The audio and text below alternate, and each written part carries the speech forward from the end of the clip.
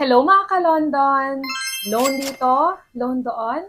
Panibagong araw, panibagong online loan application na naman ang ating re-reviewin at pag-uusapan. Tara, samahan niyo akong alamin kung ito na ba ang magiging solusyon sa pera problema natin. Kung bago ka lang sa channel na ito, huwag mo kalimutan mag-subscribe at i-click ang notification bell para lagi kang updated sa mga susunod pa nating mga videos. Excited ka na bang malaman kung ano tong online loan application na i-review natin ngayong araw? Ito nga daw ay nagpapa-loan sa mga repeat borrowers ng maximum na 78,000 pesos. Pero sa mga first-time user kaya, magkano kaya ang pinapa-loan itong online loan application na ito? At gaano nga kaya kahaba ang kanyang loan term at meron nga kaya itong interest? So yan ang alamin natin dito sa ating review ngayong araw. Ito nga ngayon ay may kasalukuyang 4.9 na ratings, napakataas niyan. At pwede ka daw dito mag-loan basta ikaw ay 18 years old at merong isang valid ID.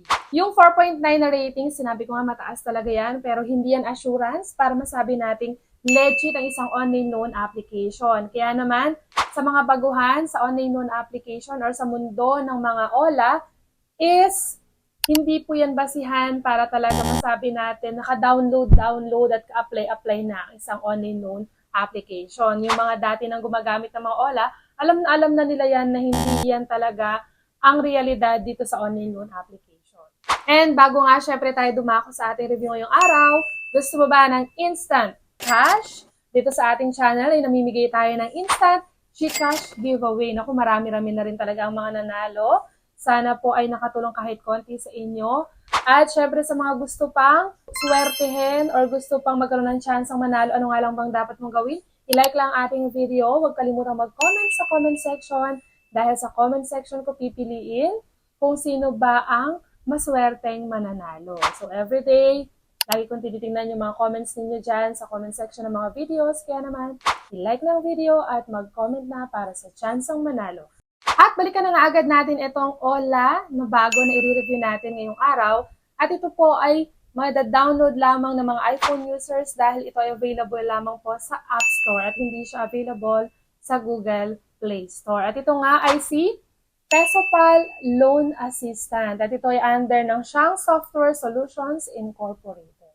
And sa kanyang ads, pinapakita na si Pesopal daw is your exclusive financial assistant. Pero syempre, wag niyo munang ina-download etong si Pesopal. Hayaan niyo munang ako muna ang mag-try para at least kung hindi man legit etong si Pesopal ay hindi na masayang ang oras mo at hindi ka na magbigay ng iyong personal information. And pagka-download ko po at pagka-install dito kay Pesopal, ito yung mga lumabas. Smart Finance Tailored for You, Intelligent Software, offering personalized loan solutions. So sana nga itong si Pesopal na makapagbigay ng solusyon sa ating problema sa kaperahan. At ito nga daw din ay may flexible repayment, effortless financial management, assisting users in better managing their personal finances. Quick approval, keeping capital flowing. So sana nga is ma-approve agad tayo dito at sana maganda yung ino-offer na itong si Pesopal. Kung sa ads niya is pinapakita 78,000 ang maximum para sa mga repeat borrowers, dito is nakalagay na 80,000 at meron nga daw siyang loan term na up to 240 days at meron siyang 0.03% per day na interest. So, i-click na agad natin dyan yung apply now. So, dito nga para tayo ay makapag-register or makapag-login, kailangan natin ibigay yung ating active phone number para makapag-send sila sa atin ng verification code. And after nga nating makapag-register or makalogin dito kay Pesopal, eto na yung lumabas na loan amount. So, dito, pagka-login mo palang malalaman mo na kung magkano talaga yung ino-offer niya. So, dito, 1,500 ang ibibigay niya sa ating credit limit. So, alam na agad natin kung magkano lang yung pwede nating ma-loan.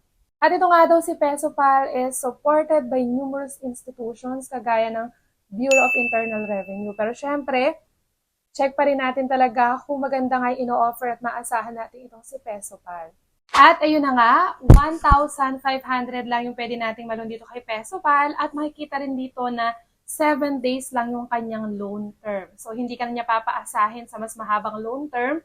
Ang kagandahan dito kay Pesopal is alam na agad natin kung magkano lang yung maloloan natin at kung gaano kahaba yung loan term. Kaya naman kung hindi mo gusto yung ganitong kanyang ibinibigay sa atin or ino-offer sa atin is pwede ka nang hindi magtuloy dito kay PesoPal. And once na gusto mo pa nga ituloy yung paglo-loan, ito yung mga sasagutan or bibigay mong information, authentication, personal information, job information, contact information, at yung payment account information. So, click na natin yung apply. At yung mga ID nga na pwede dito kay PesoPal ay ang UMID, driving license, passport, TIN, SSS, voter's ID, health card, at national ID. So, yung mga binanggit ko ay yung mga recommended ID type. Pero kung wala ka pa naman sa mga yan, eto pa yung mga other options, kagaya ng postal ID, PRC, at pag-ibig. And sa personal information, eto nga yung mga lalagay natin or pipila pa natin. Marital state kung ikaw ay married or single. Email address, kailangan active at nakaka-receive ng messages. Gender kung ikaw ay male or female. Loan purpose, kung para saan mo ba gagamitin yung ilo-loan mo. Address details, home phone number, number of children, kung wala ka pa namang anak, 0 lang ilalagay mo dyan.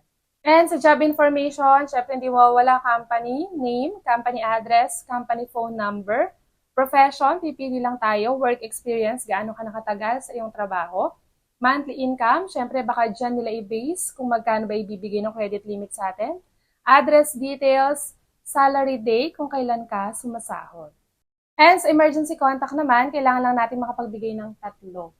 So dito pakakaisipin pa rin kung sino ilalagay para at least kung tawagan man sila ng agent ng OLA ay hindi na sila magulat na nilagay natin sila as contact reference. And dito naman sa payment account information, pwede pa rin ng bank at e-wallet. So sa e-wallet, pwede pa rin ng GCash, Paymaya, Coins, GrabPay, Shopee, at OmniPay.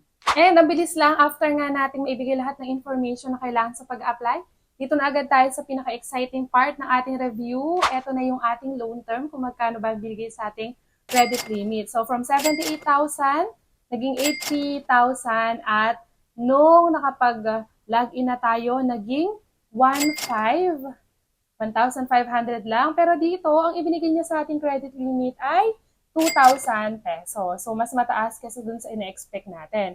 So yung 2,000 pesos na yan, babayaran nga natin yan before or 7 days pa lang. So, ganun lang talaga kaiksi yung kanyang loan term. And ang marireceive lang nating amount is 1,200 pesos. So, yung repayment amount natin ay 2,000 pa rin. Processing fee ay 667 pesos.